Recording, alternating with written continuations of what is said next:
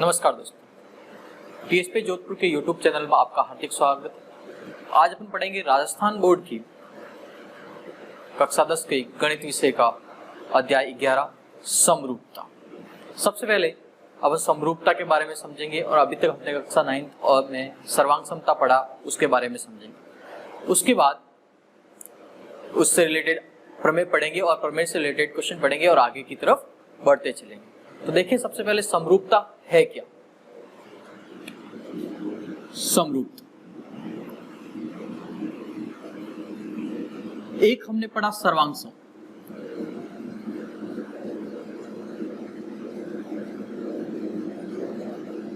तो पहले देखें दोनों है क्या, समरूप क्या है और सर्वांग सम क्या है। समरूप है दो या दो से अधिक आकृतियां जो आकार में समान है लेकिन माप में समान नहीं है। जो रूप में समान है यानी सम और रूप, जो रूप में समान है वो क्या कहलाएगी, समरूप कहलाएगी। जैसे अपन एक वर्ग लिया, एक छोटा वर्ग और बना दिया, यानी दोनों आकृति के में वर्ग है लेकिन एक बड़ा है एक छोटा है, दोनों की भुजाएं अलग अलग होगी। बड़ा है इसलिए बड़ी भुजा होगी, छोटा है वैसे छोटी भुजा। एक छोटा सा एग्जाम्पल अपन ले ताजमहल का, तो ताजमहल और एक खिलौने का ताजमहल दोनों रूप में ताजमहल की तरह दिखते हैं लेकिन वो समान नहीं है, और रूप में समान है इसलिए उन्हें हम क्या कहेंगे, समरूप कहेंगे।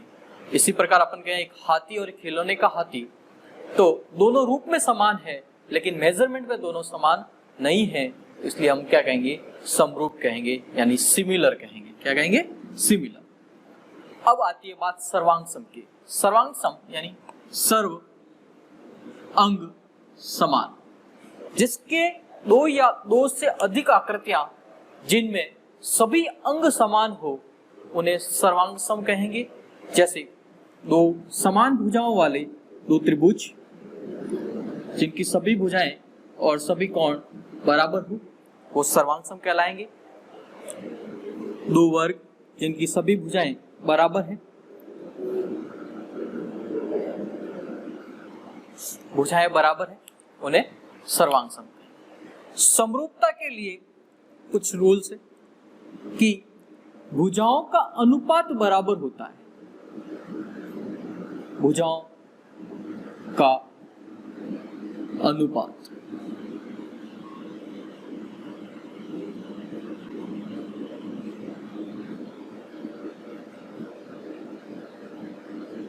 कौन सी भुजाएं, संगत भुजाएं।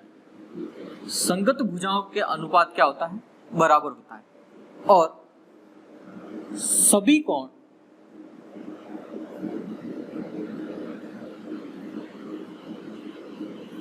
समान होते हैं।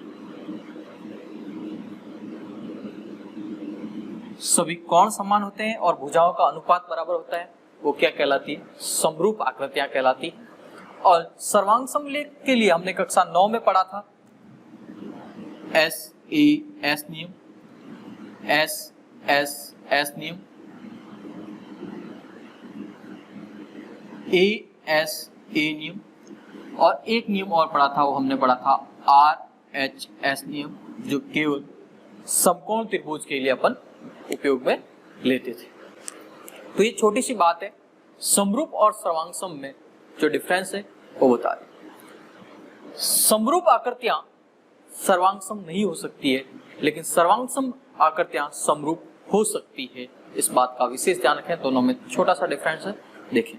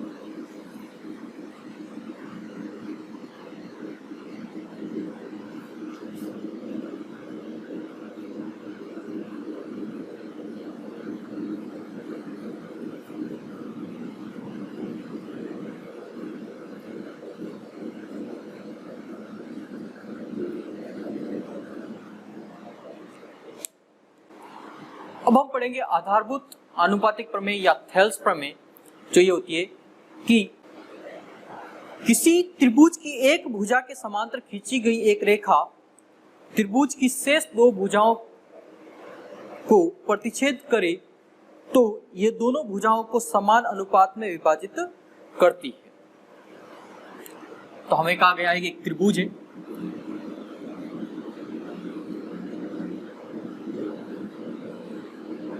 ए बी सी, एक त्रिभुज दे रखा है, तो हमें दिया है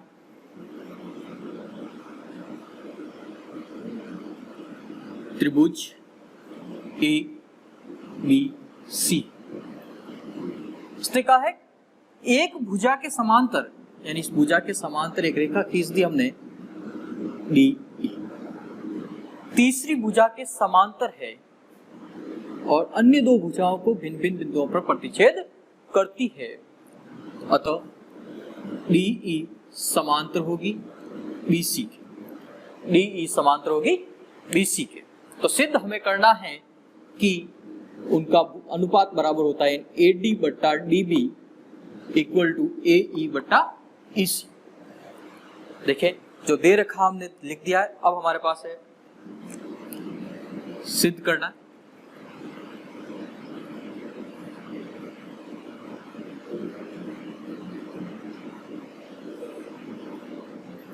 सिद्ध हमें करना है ए डी बट्टा D B is equal to A E बट्टा ई सी, ए डी बट्टा डी बी ए ई बट्टा ई सी, हमें ये सिद्ध करना है। अब हम करते हैं रचना।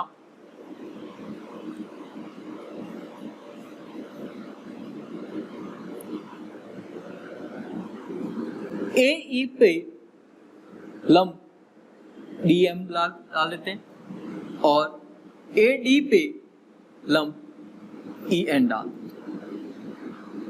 ये हमने रचना की है कि डी एम जो है लंब है ए ई पर,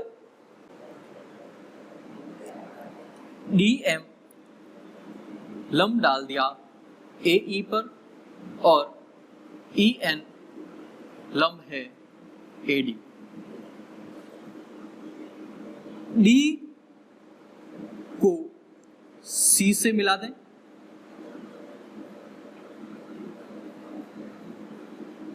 और ई को बी से मिलाएं।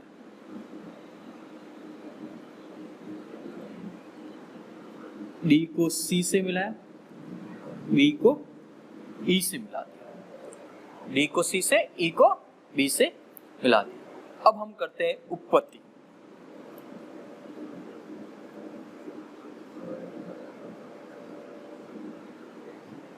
त्रिभुज ए डी ई में त्रिभुज ए डी ई का क्षेत्रफल निकालते हैं। हम जानते हैं त्रिभुज का क्षेत्रफल 1/2 इंटू आधार इंटू ऊंचाई। तो त्रिभुज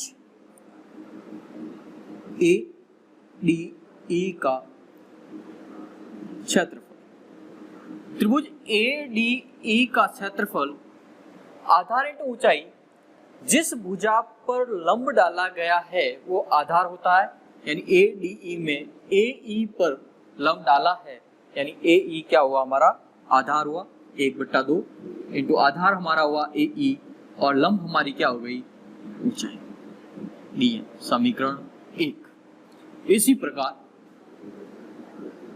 त्रिभुज ए डी ई का क्षेत्रफल एक तरीके से और लिख सकते हैं 1/2 लंब रहा ई एन और आधार रहा A D, Aadhaar A D और लंब रहा आपका ई एन।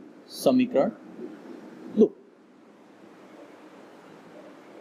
अब त्रिभुज डी बी ई का क्षेत्रफल निकालते हैं। त्रिभुज डी बी ई का क्षेत्रफल निकालते हैं तो एरिया ऑफ त्रिभुज डी बी ई का क्षेत्रफल 1/2, आधार हम लेते हैं डी बी, क्या लिया dB, ऊंचाई ली En, ऊंचाई क्या ली En, समीकरण 3। इसी प्रकार एरिया ऑफ त्रिभुज DCE, त्रिभुज CDE इज इक्वल टू 1/2, आधार लिया EC इंटू ऊंचाई ली हमने ली, समीकरण 4। चारों समीकरण हमारे पास आ गए हैं। अब हम करते हैं समीकरण 1 में समीकरण 4 का भाग देते हैं, यानी समीकरण 1 में समीकरण 4 का भाग देने पर एरिया ऑफ त्रिभुज ADE अपॉन एरिया ऑफ त्रिभुज CDE बराबर 1/2 into AE into DM upon 1/2 into EC into DM से DM कैंसिल, 1/2 से 1/2 कैंसिल। पीछे हमारे पास बचा AE बटा EC, समीकरण 5। अब समीकरण 2 में समीकरण 3 का भाग देते हैं। समीकरण 2 हमारी है एरिया ऑफ त्रिभुज ADE अपॉन एरिया ऑफ त्रिभुज DBE, 1/2 into AD into EN upon 1/2 into DB into E, EN से EN कैंसिल, 1/2 से 1/2 कैंसिल, AD बटा DB इज समीकरण 6। अब देखिए समीकरण 1 जो है त्रिभुज ADE का क्षेत्रफल है और समीकरण 2 भी त्रिभुज ADE का क्षेत्रफल है, और त्रिभुज DBE और त्रिभुज DCE दो समांतर भुजाओं के मध्य स्थित है एवं आधार है DE। अतः त्रिभुज DDE और त्रिभुज CDE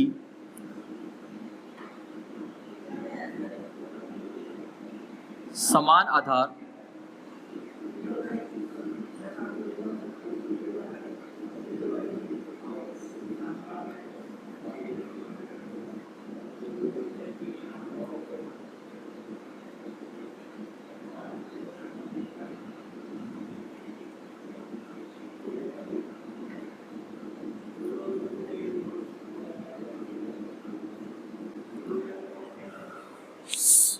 त्रिभुज DDE और CD समान आधार DE, आधार समान है DE और भुजा DE समांतर BC के मध्य स्थित है, अतः इन दोनों त्रिभुजों का क्षेत्रफल क्या होगा, बराबर। अतः एरिया ऑफ त्रिभुज BDE इक्वल एरिया ऑफ त्रिभुज CDE।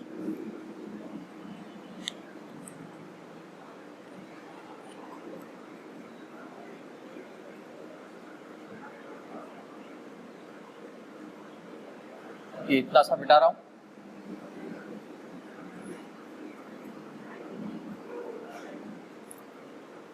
अब समीकरण 5 और 6 से जब दोनों एरिया ऑफ त्रिभुज ADE equal to area of त्रिभुज ADE, इसमें भाग दिया अपन ने समीकरण 7 का, तो एरिया ऑफ त्रिभुज BDE एरिया ऑफ त्रिभुज CDE,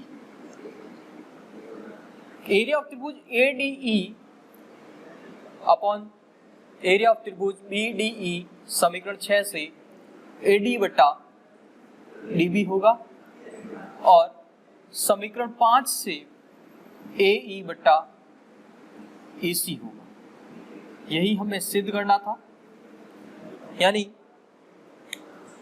एक भुजा के समांतर एक अन्य रेखा खींची जाती है और दो भिन्न भिन्न अन्य भुजाओं को भिन्न भिन्न बिंदुओं पर प्रतिच्छेद करती है, तो उनकी भुजाओं का अनुपात बराबर होता है। ये हमने सिद्ध कर दिया, थेल्स प्रमेय सिद्ध हो गई है।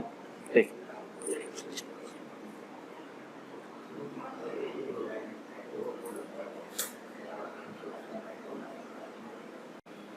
आधारभूत प्रमेय तथा थेल्स प्रमेय में हमने ये सीखा कि एक त्रिभुज है जिसकी एक भुजा के समांतर एक अन्य भुजा खींची जाती है, तो वह भिन्न भिन्न बिंदुओं पर प्रतिच्छेद करती है, तो उनका अनुपात जो होता है समान होता है। 2 एक्सरसाइज हमारी 11.2 में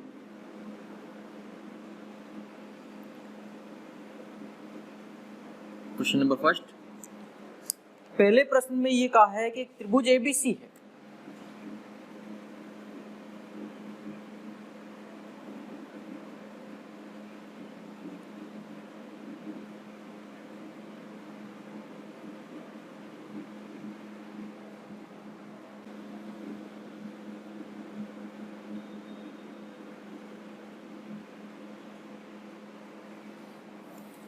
इस प्रश्न में आपको दे रखा है त्रिभुज ABC है, इस भुजा के समांतर एक भुजा DE है जो AB और AC को अलग अलग बिंदु पर प्रतिच्छेद करती है। तो हमें ये पता लगाना है कि ये दोनों समांतर है या नहीं। तो थेल्स प्रमेय में ये कहा है, थेल्स प्रमेय अनुसार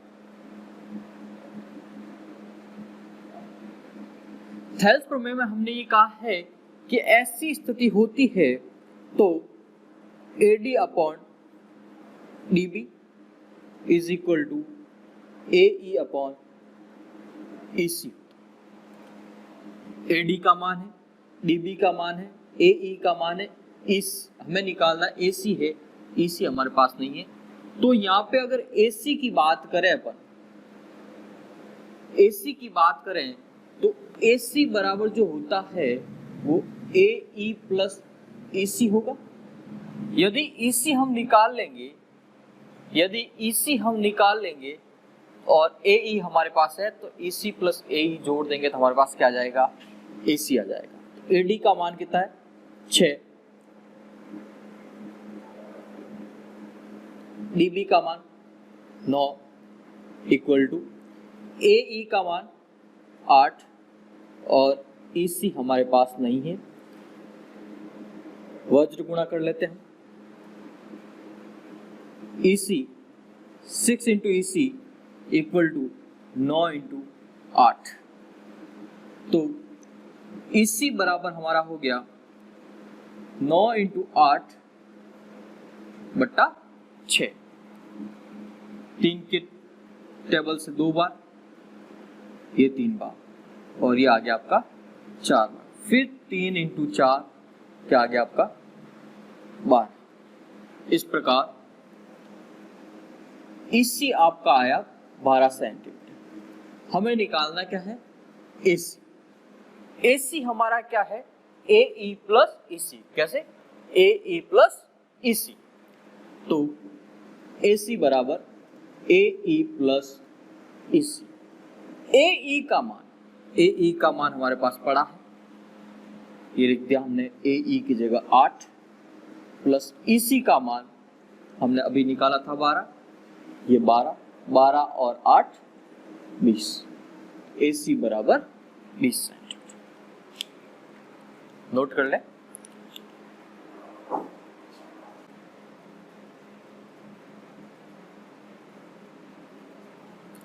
सेकेंड प्रश्न इसी का आपको दे रखा है AD बटा DB 4 बटा 13, AC का मान दे रखा है, EC का मान निकालना है।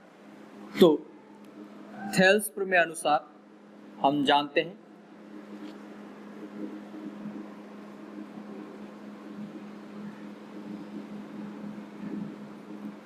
थेल्स प्रमेय अनुसार AD बटा DB is equal to AE बटा इसी, ए ई बट्टा इसी। एडी बट्टा डीबी का मान दे रखा है 4/13, ए ई बट्टा इसी। अब यहां पे अगर मैं ए ई की बात करूं, किसकी बात करूं? ए ई की, तो ए ई बराबर क्या होगा? ए सी माइनस ई सी, ए सी माइनस ई सी। यानी इस पूरी भुजा में से मैं इसी सब्ट्रैक्ट कर दूं तो मेरे पास क्या बच जाएगा? ए ई बच जाएगा। यानी ए ई का मान मेरा क्या हो गया? 4/3। ए ई का मान हो गया मेरा ए सी माइनस ई सी बट्टा ई सी। अब देखिए,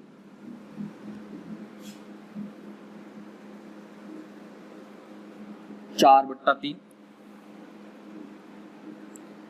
13,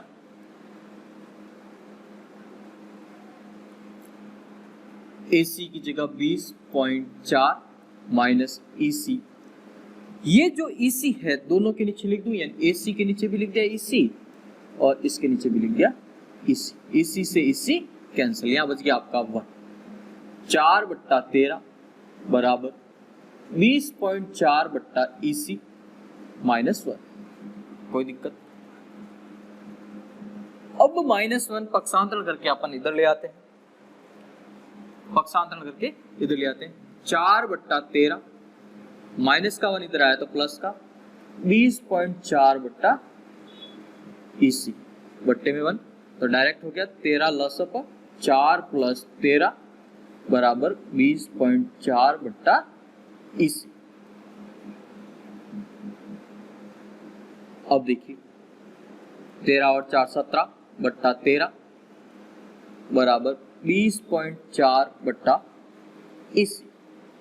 वज्र गुणा कर दूं तो ये आएगा EC बराबर 20.4 इंटू 13 बट्टा 17।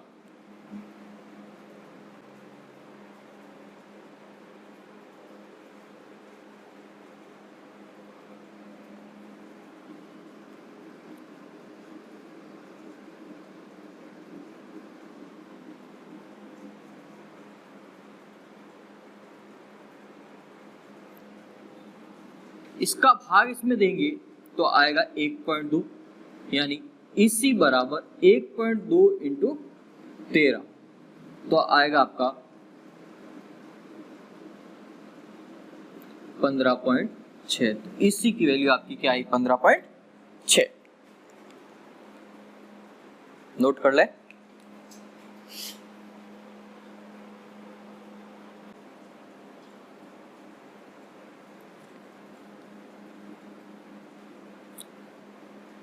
पहले का तीसरा प्रश्न और पहले का पहला प्रश्न दोनों एक जैसे हैं।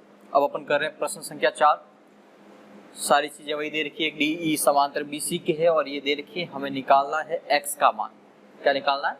x का मान। तो हम जानते हैं थेल्स प्रमेय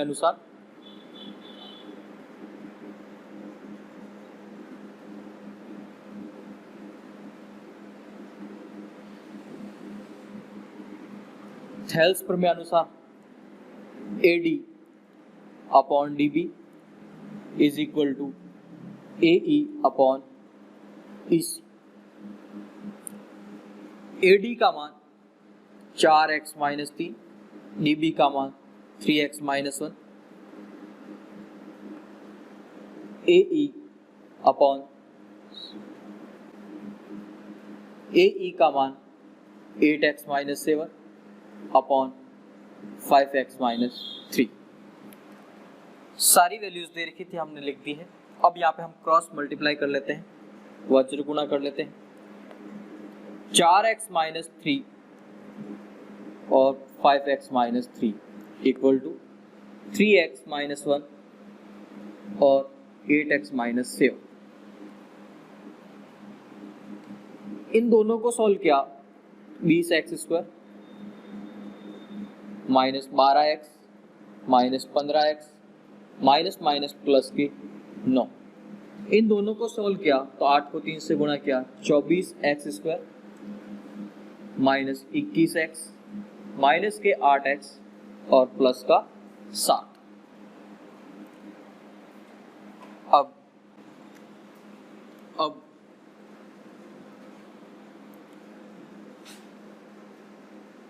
20x² माइनस 12x और 15x माइनस के 27x प्लस के 9 equal to 24x² as it is, minus के 21x और माइनस के 8x माइनस के 29x माइनस के 29x और प्लस के 7।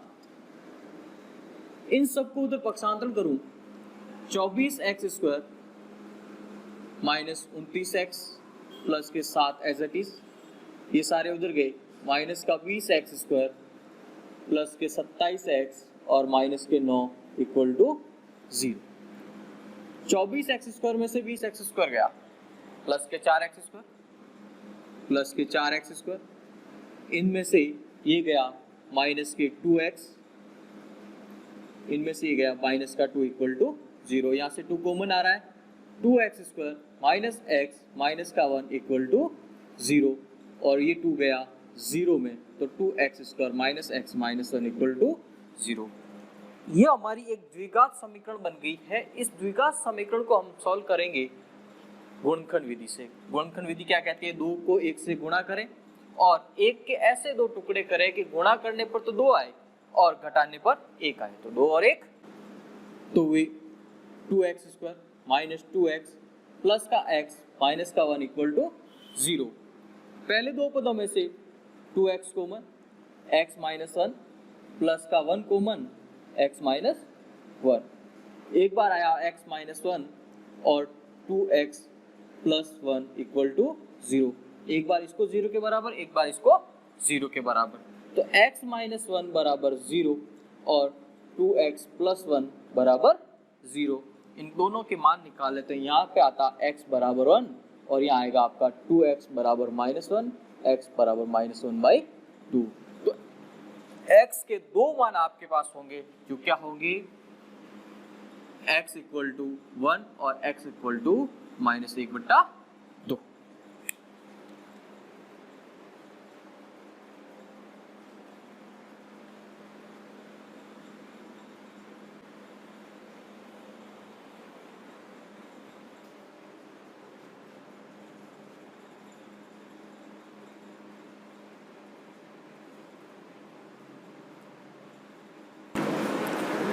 प्रश्न संख्या सेकंड के फर्स्ट पार्ट में कहता है कि आपको ये वैल्यूज गिवन है तो आपको पता लगाना है कि DE समांतर BC के है या नहीं। तो DE समांतर BC के कब होगा? जब इनकी भुजाओं का अनुपात AD upon DB is equal to AE upon EC होगा। किससे? थेल्स प्रमेय से, थेल्स प्रमेय से। लेकिन इसी थेल्स प्रमेय के अनुसार हम ऐसा भी लिख सकते हैं AD upon AB is equal to AE upon AC। कैसे लिख सकते हैं? इन दोनों को दोनों तरफ एक जोड़ दिया जाता है तो हमारे पास ये स्थिति आ जाती है। ये हमने काम में क्यों ली? क्योंकि हमारे पास एक पूरी भुजा AB है, एक पूरी भुजा AC। अब AD का मान 8, AB का मान 12, AE का मान 12, AC का मान 18। 2 के पाड़े 6 के पाड़े से 2 बार, ये 3 बार, 4 के पाड़े से 2 बार और ये 3 बार, यानी 2/3 बराबर 2/3। दोनों सिचुएशन बराबर है। इन भुजाओं का अनुपात क्या है? बराबर है। भुजाओं का अनुपात बराबर है मीन्स DE जो है समांतर है किसके? BC के। DE समांतर है BC के।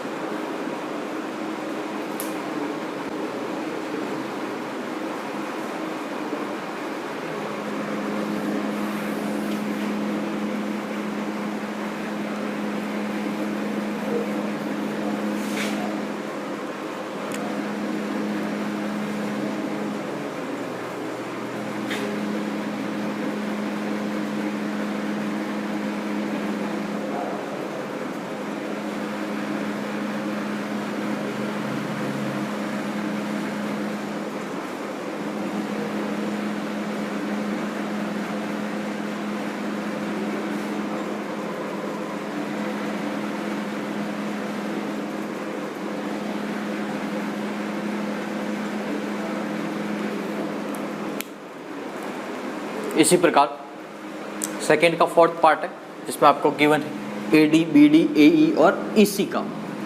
हमें फिर पता लगाना है कि DE समांतर है या नहीं BC के।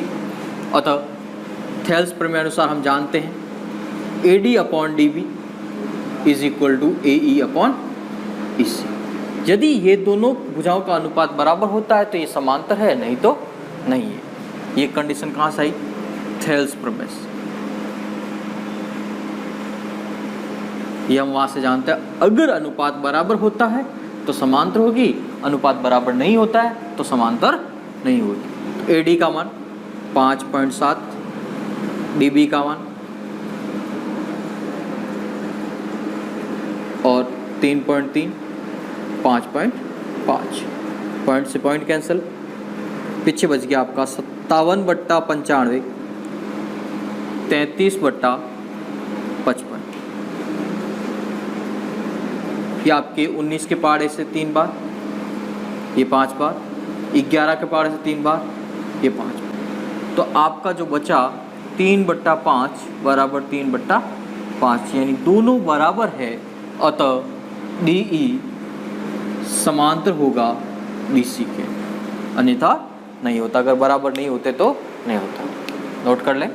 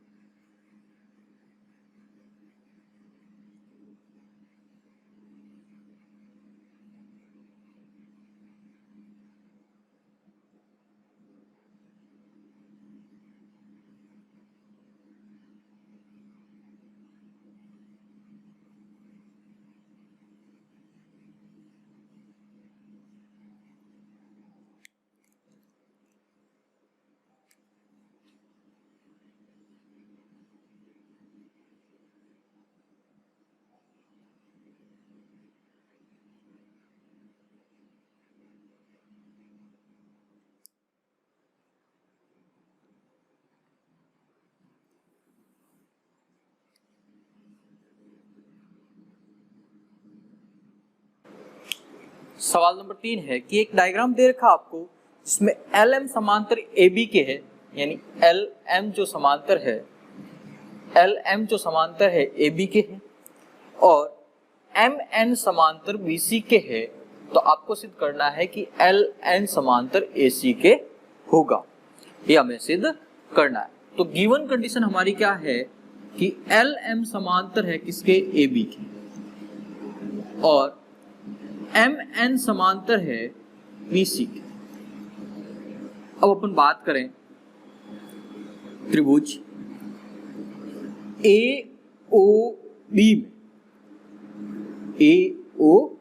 में ये भुजा और ये भुजा समांतर है, मींस थेल्स प्रमेय अनुसार इनकी भुजाओं का अनुपात क्या होगा? बराबर OL/LA। LM समांतर AB है तो थेल्स प्रमेय अनुसार क्या होगा? OL/LA और OM/MB। ठीक है, समीकरण 1। इसी प्रकार MN समांतर है BC के, अतः OM/MB बराबर ON/NC। समीकरण 2। समीकरण 1 व 2 से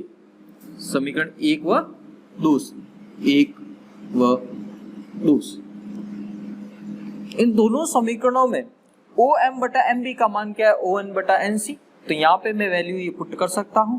तो OL/LA और इसकी जगह मैं पुट कर दूं क्या? ON/NC। OL/LA ओ एन बट्टा एन सी ये बराबर है, इसका मतलब ये हुआ कि एल एन जो है समांतर होगा ए सी के, अतः एल एन जो है समांतर होगा ए सी।